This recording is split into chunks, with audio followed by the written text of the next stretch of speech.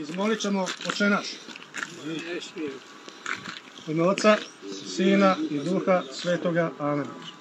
Oče naš, koji jesi na nebesima, sveti se ime Tvoje, dođi kraljestvo Tvoje, budi volja Tvoja, kako na nebu, tako i na zemlji.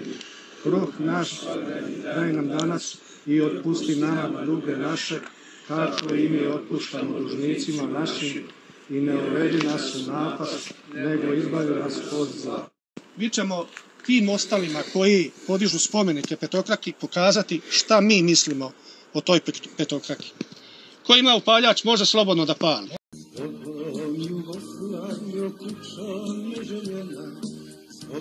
Jugoslavija za vječna vremena, nikada nam više ne kucaj na vrata, sad nismo ovdje tiho pilerata, nikada nam više ne kucaj na vrata, sad nismo ovdje tiho pilerata. Zbogom Jugoslavija, zbogom Jugoslavija, Stockholm, Yugoslavia. Stockholm, Yugoslavia.